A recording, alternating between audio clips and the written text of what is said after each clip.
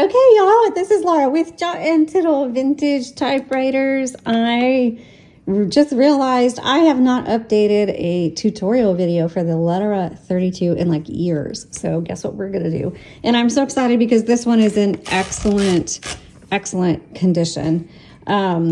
So this is the Olivetti Underwood Lettera 32. Has the longer body. It's still somewhat narrow, but it has the longer body, but it's a lower profile. Comes in a zipper case. Here it is. So this is the case. It's a zipper. So it's a soft, I mean, it's kind of hard, but it's considered more of a soft body case. Nice handle. This is a great travel typewriter. It's a little bit bigger than some of the other ultra portables out there, but and it works so well. But one thing I will say about the Olivetti Lettera 32 is that the keys are really small, and you can see the space bar just kind of looks like an underline. It's so thin. And so there is an adjustment period in learning to type with the Lettera 32. I have tiny fingers, but I feel like I've got fat fingers because I am stumbling all over myself because I am not used to it.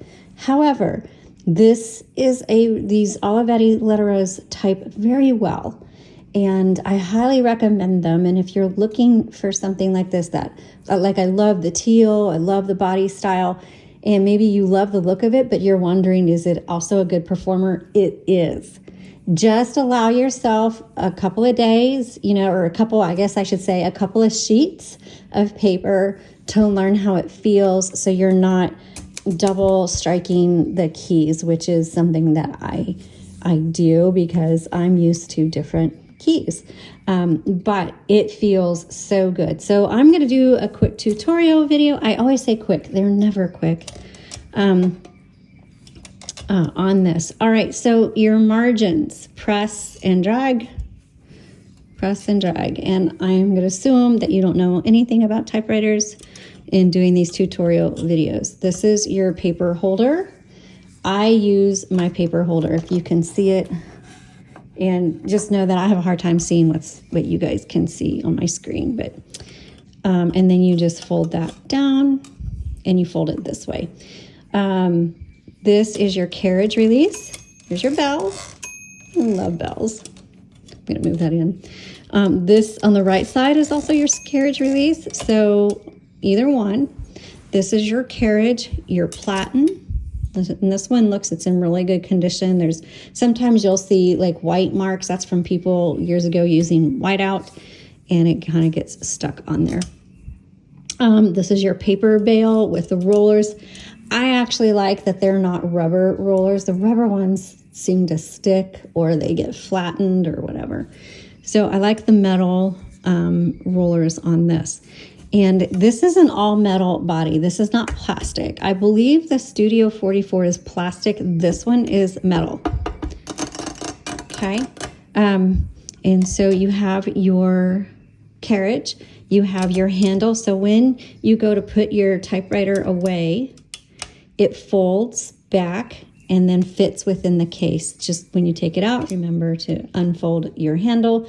The only thing about these ultra portable travel typewriters is their handles are so short. It takes a little more effort to hit them. You don't have the leverage that you do on a longer handle. So that is probably my biggest complaint with the ultra portable typewriters is, I like typing fast and just hitting that handle, and you can't really do that. You actually have to be much more intentional about returning the carriage on a travel typewriter. Okay, so I am going to move this to the left.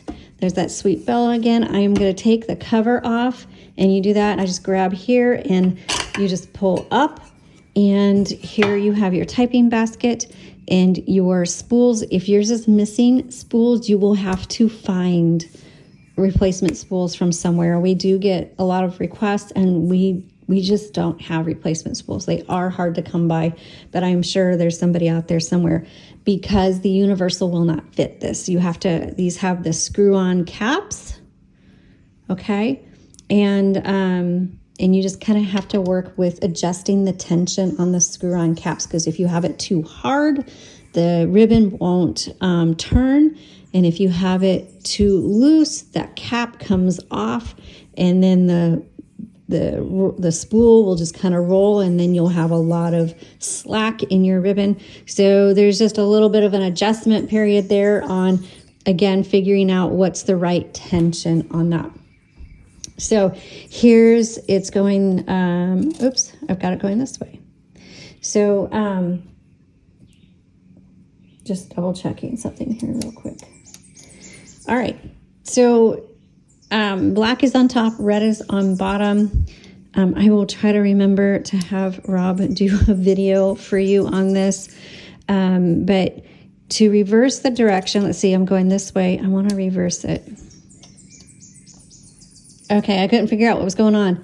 I had the top too tight, and so it wasn't turning. So right now it's going this direction. Come down here, and there's a little lever that you can manually use. And now it should go this direction, in this direction. So again, oops, I just want to be careful. I had it too tight, and so it wasn't turning. And let me lift this up so you can kind of see where that manual lever is. I don't know. I can't see the screen, so it's right here, and I hope you can see that. Okay. So let's go ahead and then these are your type bars. This is called your ribbon vibrator, and that will be important here in a second. I'll tell you why. I am going to put this top back on, and you'll see it's got this lip on either side, and that's going to fit underneath. There's a ledge, kind of like metal ledge there on either side. Got to find that. So you have to come in at an angle and then pop down, okay? So that is and you can reverse the direction on your ribbon right here as well. So if you don't want to take the cover off, you can tap. There's a little thin metal piece sticking up, and you just tap it back and forth, okay? And it's messy. You will get ink on your hand. That's just part of using a typewriter. Okay, so over here you've got your color selector. And remember, I was talking about the vibrator. So when you hit a key, the type bar raises and your vibrator goes up and strikes the ribbon and makes an imprint on your page. So I have this set to the black setting. In the middle is a white setting, and the bottom is the red. Well, that white setting in the middle is called the stencil setting. And if you notice, when it's on stencil, that vibrator does not move up. And so the only thing that's happening is that type bar is striking the paper. And so the only imprint it's going to leave on it is any leftover ink that might be on the type bar, but eventually it'll be nothing. So if you're typing away and you're like, oh, my typewriter, it's not typing anymore, what's wrong? There's two things to check. One, make sure it's not on the white setting. Make sure it's firmly on the red or the black. And the second is reverse the direction of your ribbon, because when you get to the end of your ribbon, it starts to fade or it'll stop typing altogether. And you just need to make sure that that ribbon has been reversed. Okay, so down here is, this must be the tab. Hold on.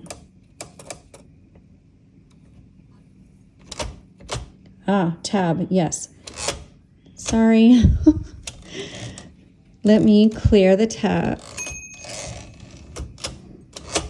Okay, so the red is your tab. So press down should, I don't have my glasses on. Let me put my glasses on. One is to set, one is to clear. I don't see any marks, so let's see if that cleared it. It did. So down is to clear.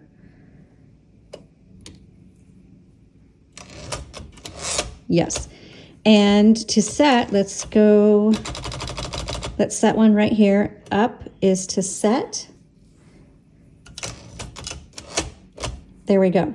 So up, set, down, clear. We have your backspace. The backspace does not erase. And then we have your margin release, which is this gray square thing. And let me load a piece of paper, and I will show you the margin release.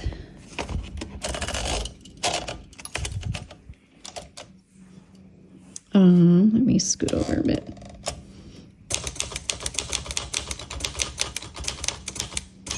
There's the bell. Okay, so it's stopped, which is what it's supposed to do.